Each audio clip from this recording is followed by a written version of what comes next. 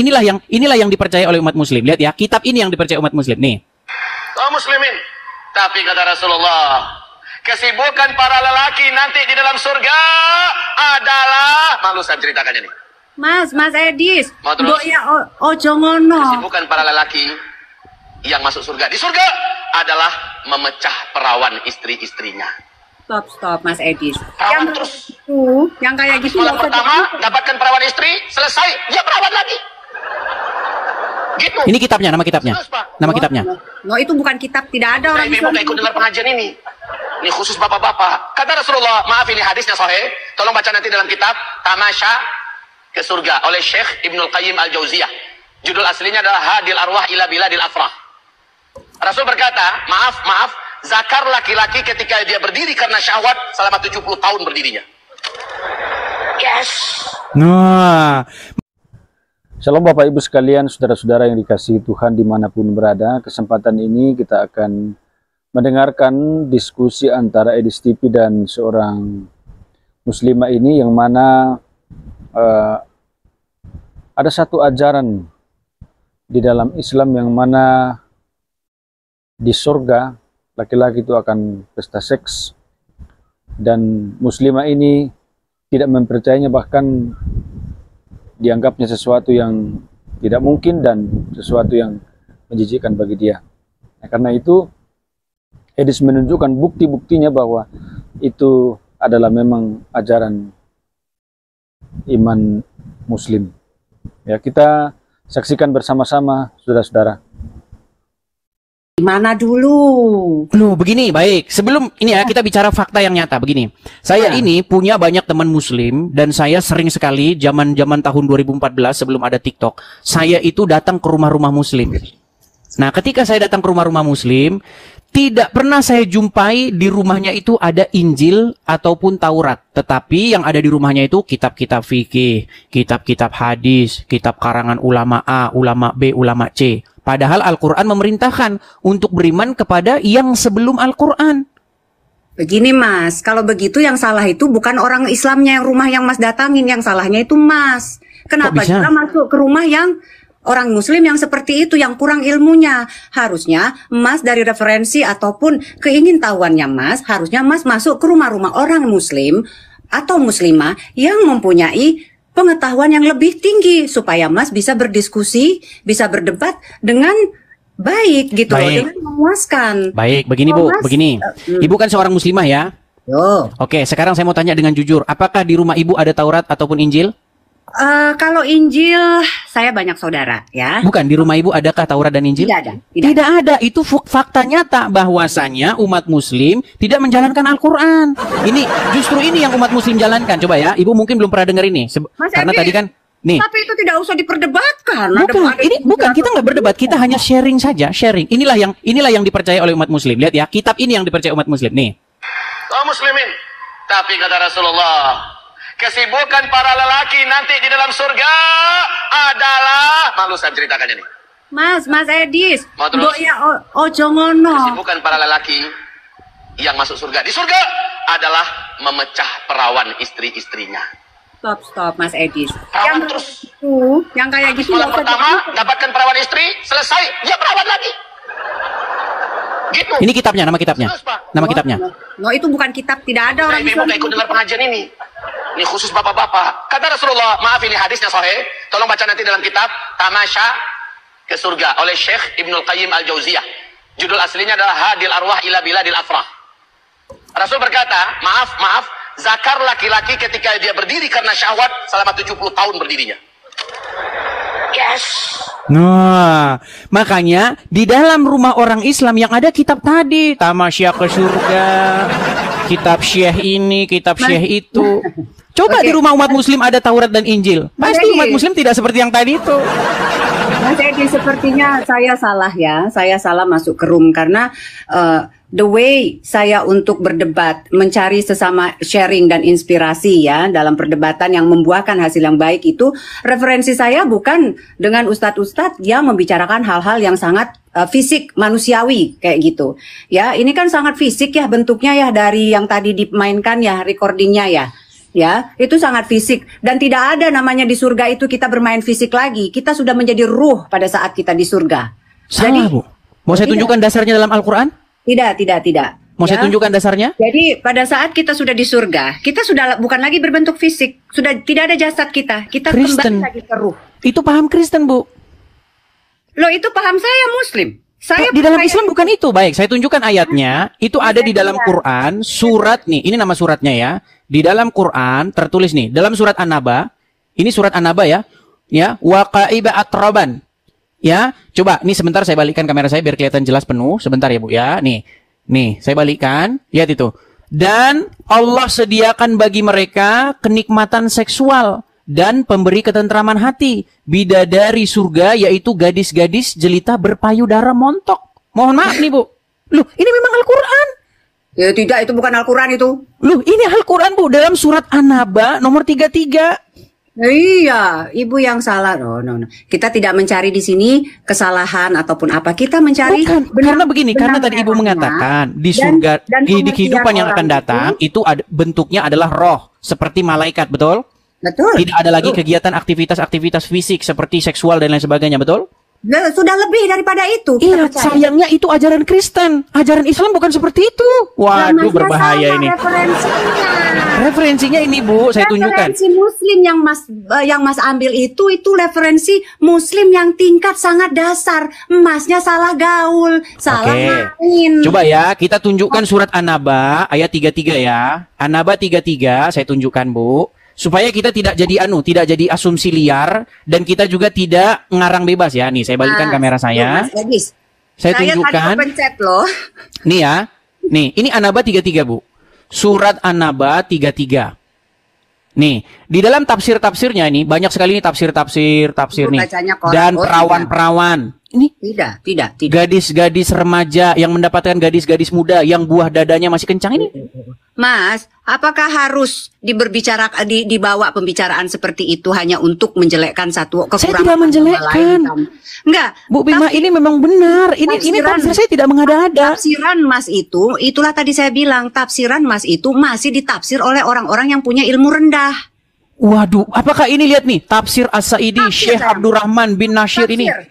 Itu tafsir. Manusia bisa mengartikan itu seapa saja, ya. Oke, baik, kita cari bukan yang tafsirnya ya, sebentar ya. Kita cari yang bukan tafsirnya. Emangnya Mas sudah pernah pergi ke akhirat sono, ke surga? Kan Muhammad tadi kan yang bilang Muhammad tamasya ke surga. Muhammad sudah pernah ke surga. No. Nah, Muhammad yang bilang begitu dalam kitab tadi tamasya ke surga. Ini adalah salah satu contoh Quran Nabi di mana Muhammad ke surga itu Isra Mi'raj, Mas, ya. Di mana dia di situ banyak ilmu, banyak yang dia dia lihat, banyak kesedihan, banyak vision yang nanti dia akan lihat di akhir zaman. Itu, ya. Jadi bukan manusia perempuan-perempuan yang itu, kita belum kiamat. Tapi ini ayat Al-Qur'an yang mengatakan demikian.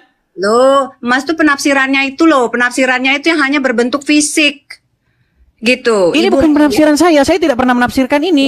Berat. Loh, ini bukan penafsiran saya loh, lihat nih. Nih, ini ayat Qur'annya. Ini isi Quran, Bu. Ibu nggak mau kalah. Iya. Bukan saya nggak mau kalah. Saya bukan nggak mau kalah. Saya sebagai seorang Muslim memahami bahwasanya memang ada perkataan seperti itu, tetapi itu secara syariat. Coba ya, ini tafsir tahlili. Lalu diterangkan pula bahwa di dalam surga itu terdapat pula banyak bidadari yang cantik, montok. Nih, terus tafsir wajiz. Nih, dan Allah sediakan pula bagi mereka kenikmatan seksual dan pemberi ketentraman hati, yaitu bidadari surga, gadis-gadis cantik, jelita berpayudara montok. Mas Aris, boleh nggak saya tanya? Tujuan live stream ini sebenarnya untuk apa, Mas? Begini, Bu, saya ceritakan asal usulnya. Jadi, banyak orang-orang Islam seperti Zakir Naik, kemudian Donditan, dan banyak sekali kaum-kaum muslim yang mengatakan begini, Yesus di dalam Injil menubuatkan akan datang Nabi namanya Muhammad. Atau inti pesan mereka adalah ingin membenarkan seorang Muhammad. Nah, karena mereka berlaku seperti itu, mengatakan bahwa Yesus kami menubuatkan seorang bernama Muhammad, maka di sini saya sebagai orang Kristen saya bilang, ajarannya berbeda, bro. Berbedanya gimana? Yesus mengajarkan di kehidupan yang akan datang tidak ada kawin-mawin. Muhammad mengajarkan di kehidupan yang akan datang ada bahkan pesta. Pesta S-E. Itu ajaran Muhammad, Bu. Yang mengatakan itu bukan saya. Tahu, Mas mungkin ya, Mas juga harus tahu di mana Nabi Muhammad sendiri mengatakan bahwasanya Islam sendiri itu terbagi oleh berbagai berapa golongan di akhir zaman itu nanti ya. Nah, kita sendiri juga tidak tahu di mana atau apa golongan yang mana yang paling pure, yang paling benar ajarannya. Tetapi harus yang sesuai dengan Al-Qur'an. Al-Qur'an itu dibuat berapa tahun setelah Nabi Muhammad meninggal? Oh, berarti Al-Quran sekarang tidak valid? Enggak, saya mau tanya dulu sama Masnya, ilmunya. Lama setelah Muhammad meninggal. Berapa tahun? Menurut cerita orang Islam, Al-Quran yang ada sekarang ini dibuat oleh yang namanya Utsman bin Affan. Berapa tahun setelah Nabi Muhammad meninggal? Ya, kalau kita belajar secara sejarah, sebenarnya Al-Quran baru fix itu tahun 1923 di Kairo, Mesir. Quran yang sekarang ini teksnya seragam itu baru terjadi tahun 1923. 300 tahun setelah meninggal wafatnya Nabi Muhammad SAW. Ya, taruhlah 300 tahun. Artinya, bagaimana kita bisa mempercayai itu sebagai informasi yang valid? Nih, ini contoh ya. Mungkin kan Ibu kan sudah bilang orang yang tidak begitu paham dengan agama Islam. Ini di acara sebuah televisi di Trans TV, seorang ustadz berceramah seperti ini. Perhatikan. Viral ceramah seorang ustadz selebriti Indonesia dalam acara TV agama di salah satu TV swasta di Indonesia yang dengan gamblang menyebutkan soal pesta seks.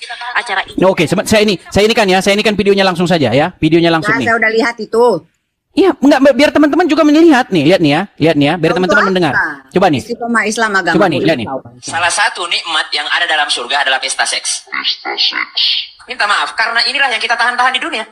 Inilah yang kita tahan-tahan di dunia. Dan kenikmatan terbesar yang diberikan Allah Subhanahu wa Ta'ala di surga adalah pesta seks. Itulah ajaran agama Islam.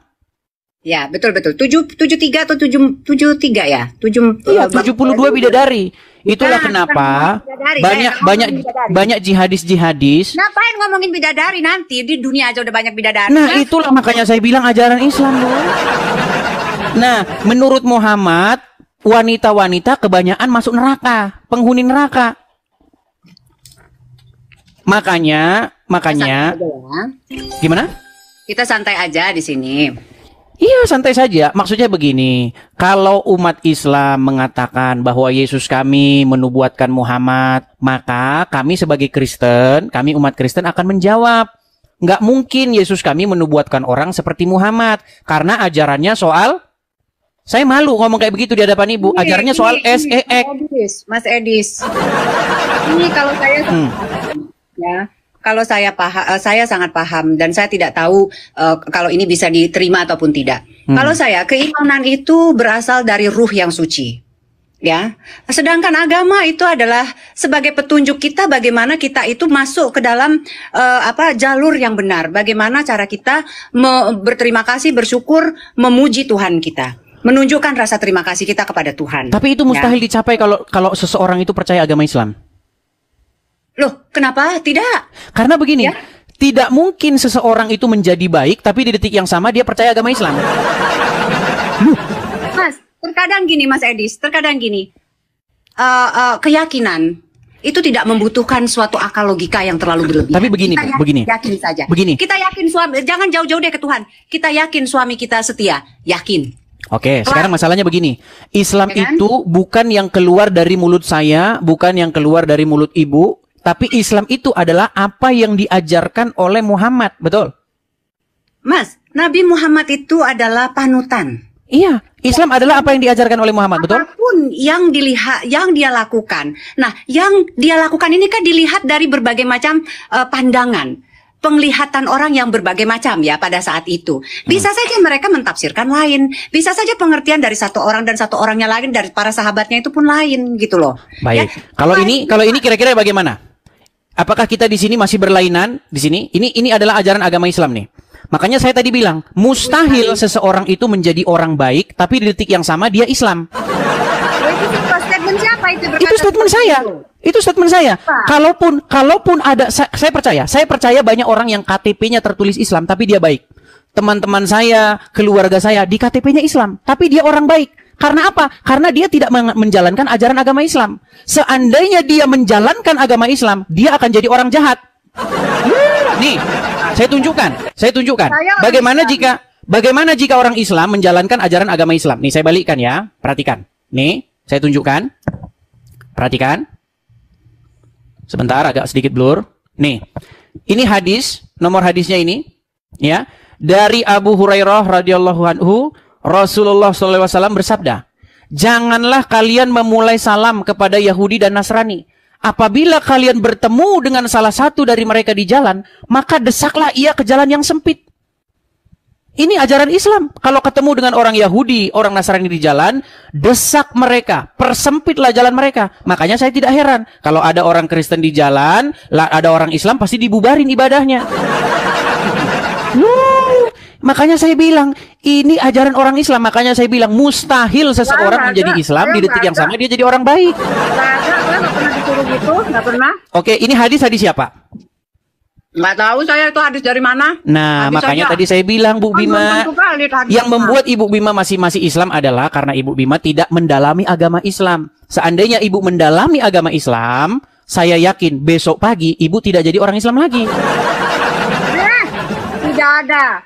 Saya sampai mati tetap akan memeluk agama Saya Islam. maklum karena Ibu tidak memperdalam agama Islam. Kata siapa? Buktinya tadi Ibu sudah mengakui saya masih minim ilmu, betul?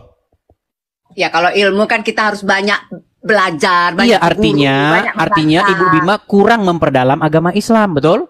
Baik. Nah, boleh, itulah sebabnya Ibu masih Islam. Saya percaya Ibu orang baik. Saya percaya secara garis besar Ibu orang baik. Karena apa? Karena Ibu tidak menjalankan agama Islam. Seandainya Ibu memperjalankan agama Islam, tidak boleh berteman dengan orang non-muslim. Sekarang saya tanya, Bu, saya percaya Ibu walaupun di KTP Islam, tapi Ibu kalau memberi makan orang, saya yakin nggak pandang bulu. Mau Kristen, mau Buddha, mau Hindu, kalau Ibu punya makanan pasti Ibu kasih tetangga, betul? Tapi sayang sekali itu bukan ajaran agama Islam. Kata siapa? Saya tunjuk lagi nih, berat ini teman-teman. Saya akan tunjuk lagi. Mas itu cari referensinya itu ke Ustadz Nu bener atuh. Ini adalah ajaran agama Islam. Saya tunjukkan lagi hadisnya ya. Aku udah pernah belajar cak itu. Nah, ini makanya saya bilang kenapa Ibu masih Islam, karena Ibu tidak memperdalam agama Islam. Nih, saya balik kamera saya.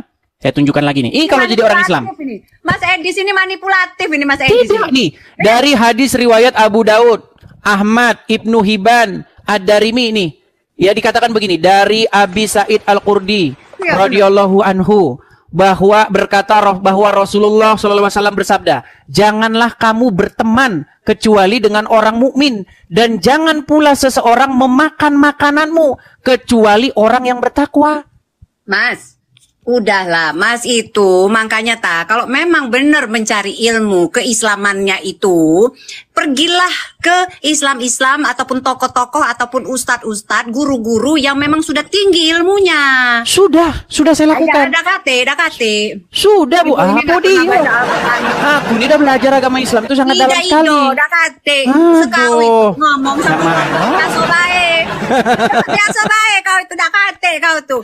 Aku Islam, aku paham. Udah. Tapi begini Bu Bima. Pertama-tama saya mengatakan ada dalilnya. Ada dasarnya, saya tunjukkan di layar. Dalil kau tuh dalil kacang itu, dak kate. Nah, ini dia masalahnya. Yang kau pakai itu dalil. Ini namanya sifat-sifat begini, Bu Bima. Ini namanya sifat-sifat menolak kenyataan. Kita tidak boleh seperti itu. Fakta adalah fakta, tidak boleh kita menolaknya.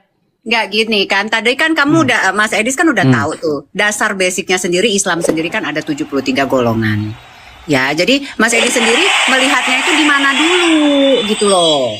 Begini, kenapa saya katakan Ibu Bima adalah termasuk 72 golongan yang sesat? Kenapa? Pertama, karena satu, tidak menggunakan dalil. Ya kan, sedangkan saya itu menggunakan dalil-dalil. Contoh, surat An-Naba ayat 33.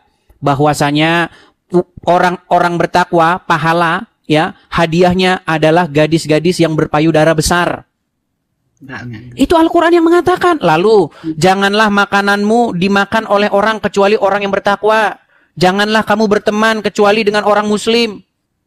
Enggak, saya tidak sepaham dengan itu. Masalahnya itu ajaran agama Islam. No. Makanya sudah saya bilang, mustahil seseorang menjadi Islam di detik yang sama dia jadi orang baik. Kalaupun ada orang Islam yang baik, itu karena dia tidak menerapkan ajaran agama Islam. Apakah kita penting memperdebatkan suatu kata-kata yang dibuat oleh manusia sendiri sehingga mengenyampingkan yang namanya kesucian ruh kita sendiri? Sekarang, apakah saya mengatakan sesuatu yang saya kata-katakan sendiri? Apakah itu yang tertulis di dalam literatur agama Islam? Dibuat oleh siapa? Bukankah Anda... Oke, sekarang saya tanya. Ibu percaya nggak bahwa Al-Quran itu firman Allah?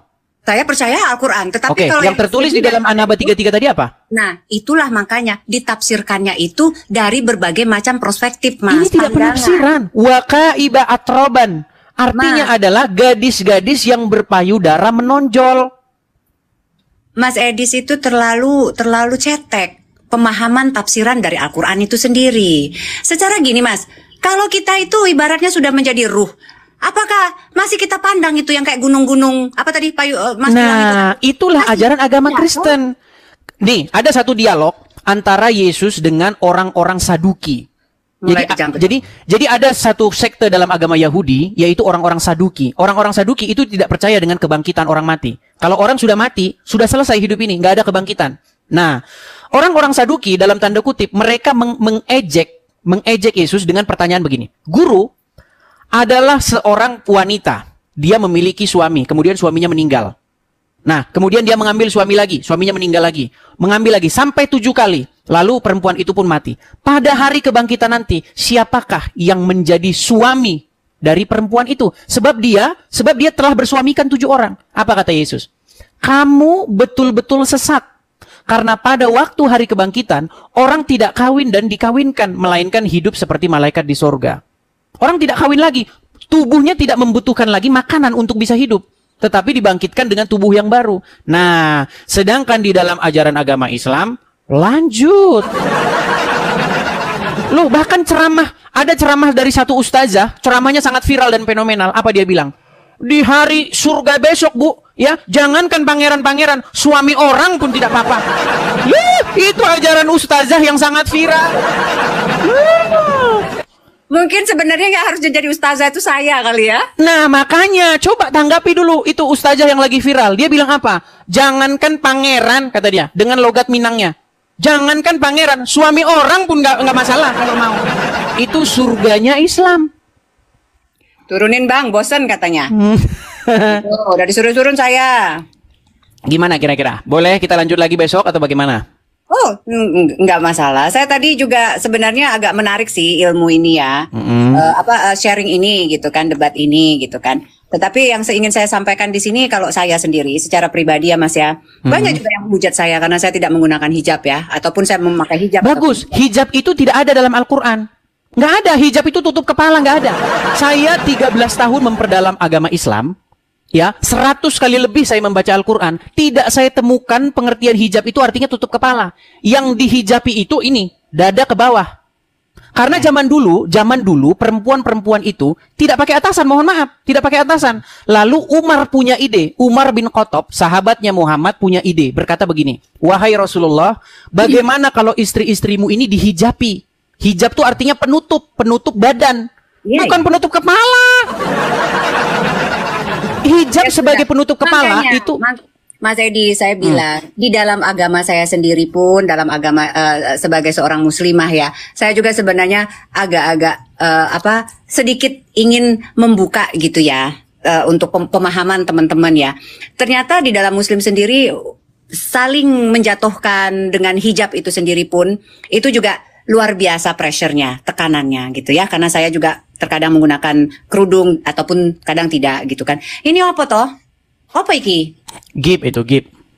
Gip, oh kemasnya. Terserah, ada ke siapapun dia mau ngasih. Nih, ini saya kasih tunjuk ya. Bagaimana zaman-zaman dulu, saya tidak tahu. Saya tidak tahu ya. Mungkin ibu kelahiran tahun berapa saya nggak tahu. Nih, ini adalah wanita-wanita zaman dulu. Nggak ada orang pakai jilbab zaman dulu. I know. Nih, apakah gini? Menjadi pertanyaan begini, apakah dulu orang Islam tidak pernah baca Quran? Ini wanita-wanita Indonesia zaman dulu, tahun 90-an. Nggak ada orang pakai jilbab. Nggak ada. Bahkan zaman dulu saya masih ingat, zaman saya masih SD, masih kecil. Kalau ada orang pakai jilbab, kami kira itu kuping besar sebelah. Iya, zaman saya masih kecil, ngelihat orang berjilbab itu, kami merasa heran. Kenapa itu kepala ditutup-tutupin? Karena kami pikir dulu telinganya itu entah sompal entah gimana. Nih, orang zaman dulu nggak ada jilbab-jilbaban tuh, mana? Nggak ada. Nggak ada. Nih, ada ini zaman sekarang, nih modern. Ini zaman sekarang, SMA zaman sekarang. Zaman dulu nggak ada jilbab-jilbaban. Oh. Kalau nggak percaya, lihat zaman dahulu. Bagaimana dulu ya, saya masih ingat zaman sekolah.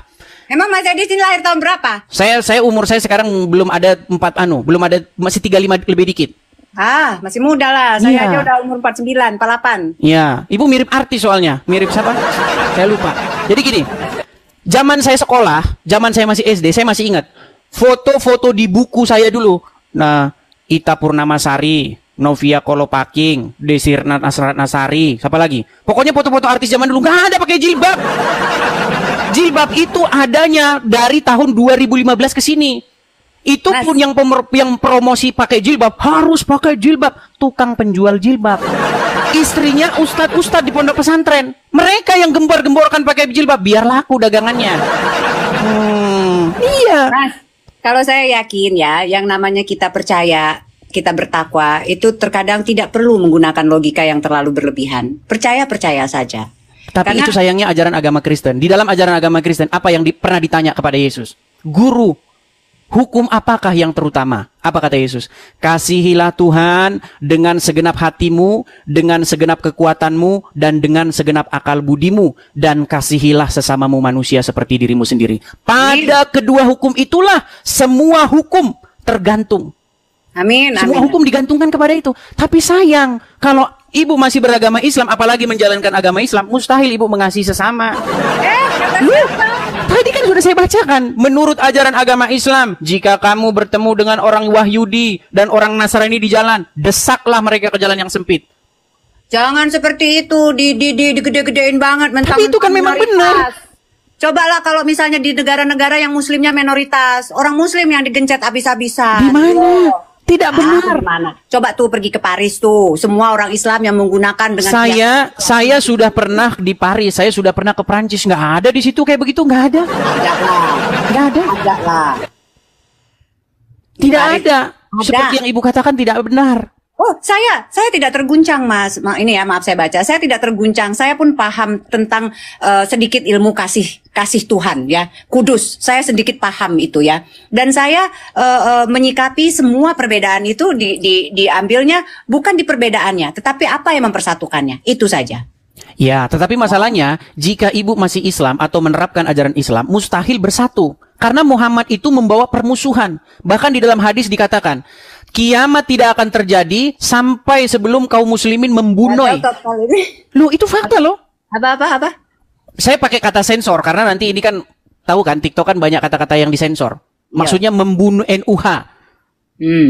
Ada hadisnya, kiamat tidak akan terjadi sampai kaum muslimin membunuh orang-orang Wahyudi. Makanya ajaran agama Islam ini sebenarnya ajaran kebencian kepada kaum Wahyudi. Loh, Tidak ada itu. nah, ada saya itu. mengatakan begitu, saya nggak berani asal-asal loh. Saya itu mengatakan begitu karena ada dasarnya. Nih, saya tunjukkan lagi hadisnya ya. Nih, kiamat tidak akan terjadi sehingga seorang muslim itu membunuh orang-orang Wahyudi. Nih, saya tunjukkan lagi. Udah, Mas itu ngambil referensinya itu di tempat yang salah. Lihat ya. Lihat nih, Aida. nih artinya ini sabda Rasulullah nih. Hari kiamat belum akan terjadi sampai kaum muslimin memerangi bangsa Wahyudi. Mereka diserang oleh kaum muslimin hingga bersembunyi di balik batu dan pohon. Namun batu maupun tumbuhan itu berkata, "Wahai kaum muslimin, wahai hamba Allah, di belakangku ada Wahyudi, kemari dan bunuhlah dia, kecuali pohon gorgot." Nih, jelas. Kecuali pohon gorgot, karena mereka adalah pohonnya Wahyudi. Makanya banyak orang-orang muslim yang sangat merindukan yaumil akhir. Mereka akhirnya apa? Dibunuh orang-orang Wahyudi. Ajaran kebencian, Bu. Ini kok pada sibuk banget ngomongin 27K ini kenapa? Karena saya ada di sini jadi 27K gitu. Tidak juga. Mereka menonton ketika diskusinya lawan muslimnya itu tidak suka kejang-kejang begitu. Baik. Oh, gitu. Seperti Ibu.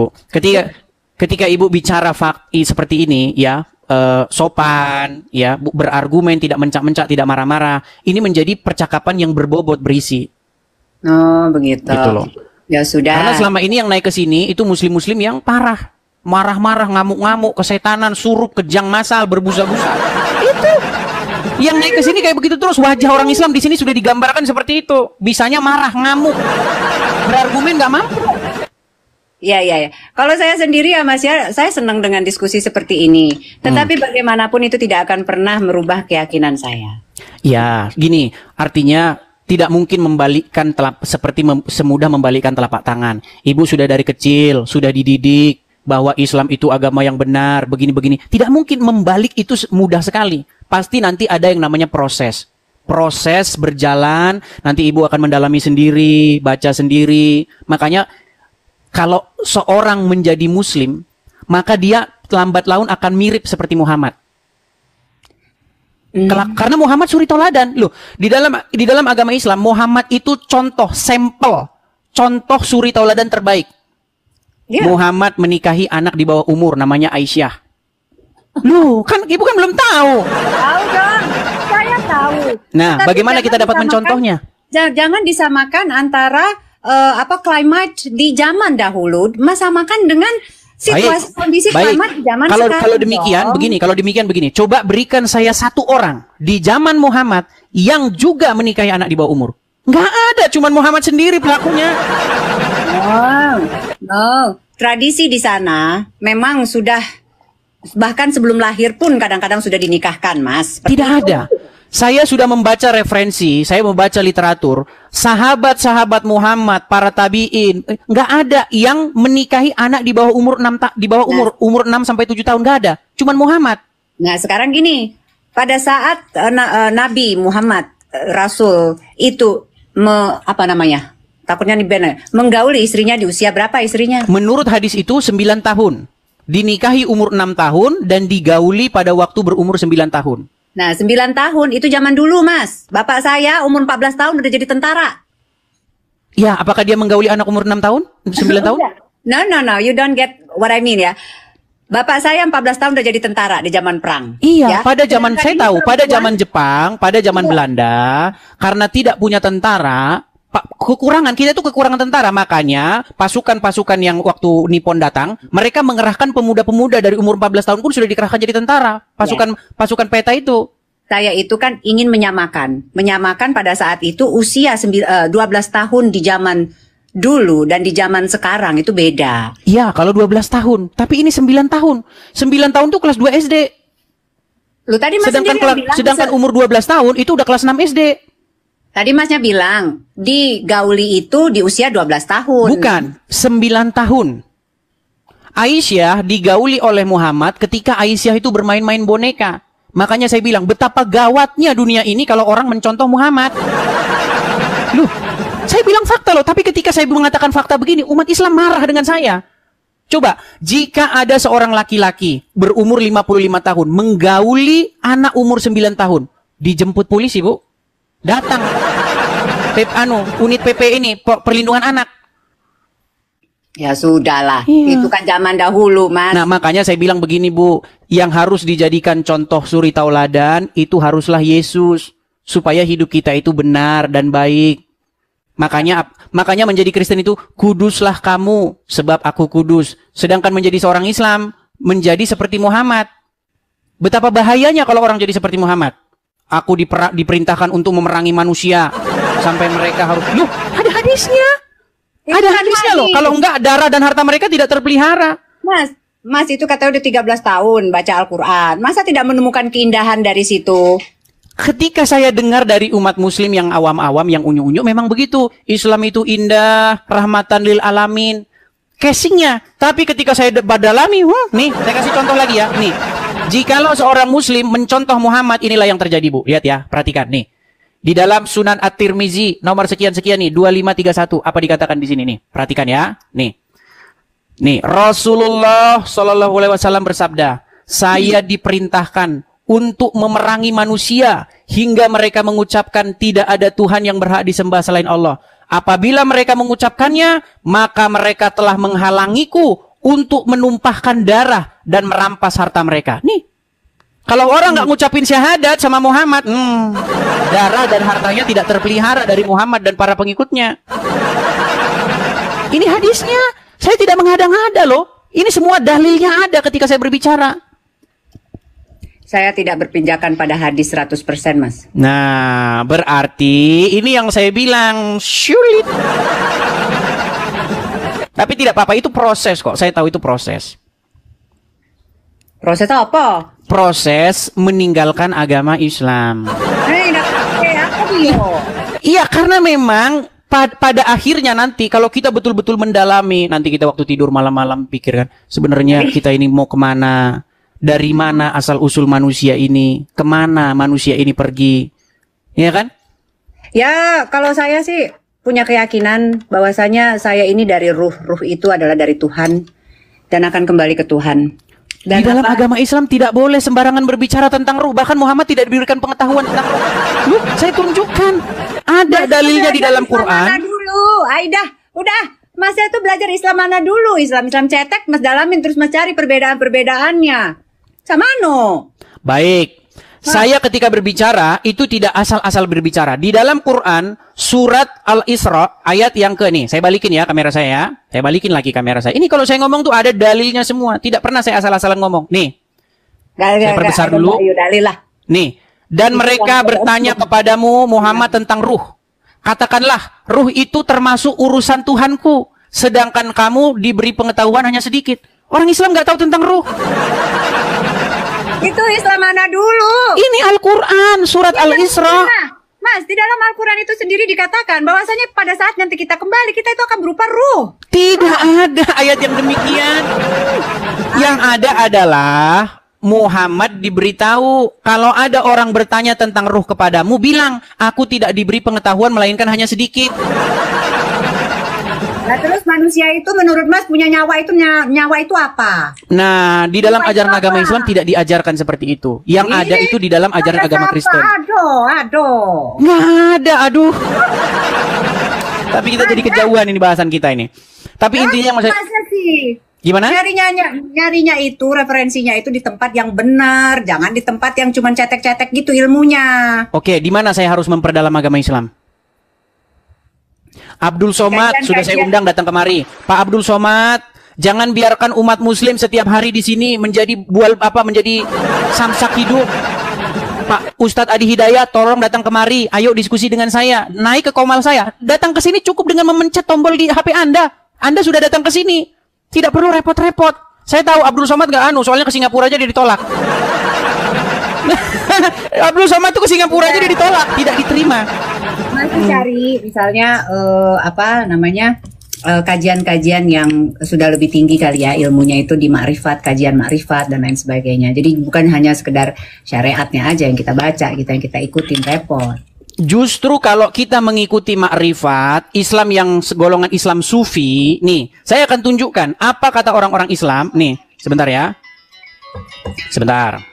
Nih, ini kata orang Islam nih. Ketika kita memperdalam agama Islam, lihat, saya tunjukkan lagi ajaran agama Islam kalau orang-orang sudah memperdalam agama Islam ya. Sabar sebentar. Nih, saya tunjukkan. Ini adalah ajaran orang-orang Islam yang sudah memperdalam agama Islam. Saya tunjukkan ya. Nih, bagaimana umat Muslim ketika sudah memperdalam agama Islam, dia akan mengatakan bahwa Muhammad itu adalah Allah. Iya, Muhammad itu adalah Allah. Oh ya? Iya. Sebentar ya. Sebentar gimana? Nih, saya tunjukkan. Nih, lihat, dengarkan. Muhammad itu juga yang bernama Allah. Allah namanya Muhammad wujud. Jelas? Ya. Bukan Muhammad jadi Allah. Allah itu cuma nama. Wujudnya itu adalah Muhammad. Rupanya jadi insan itu sebenarnya Muhammad. Muhammad itu sebenarnya wujud Allah. Wujud Allah. Asat. Ini asat 3 in 1. Yang merasakan uangnya.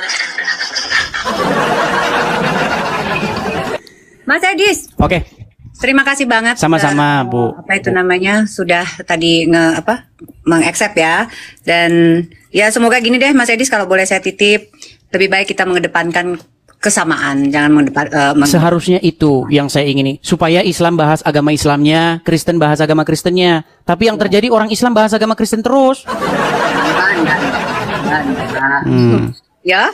Oke. Semangat ya. Oke, Mas Edis. Terima kasih Bu Bima, selamat malam. Ya demikian diskusi ini, semoga dapat bermanfaat dan kita bisa menilai bahwa manakah ajaran yang layak dipercaya, manakah ajaran agama yang layak dipercaya, dan tentunya sebagai orang percaya kepada Yesus Kristus sebagai Tuhan dan Juru Selamat, bahwa kita tetap meyakini bahwa kekristenanlah yang benar, ajaran kekristenanlah itu ajaran yang benar. Oleh karena itu, saudara-saudara, jangan lupa untuk terus mendukung channel ini dengan cara like, subscribe, dan share, supaya saudara terus mendapat notifikasi video-video terbaru dari saya. Dan terlebih, channel ini akan terus berkembang dan menjadi saluran berkat bagi banyak orang. Tuhan Yesus memberkati.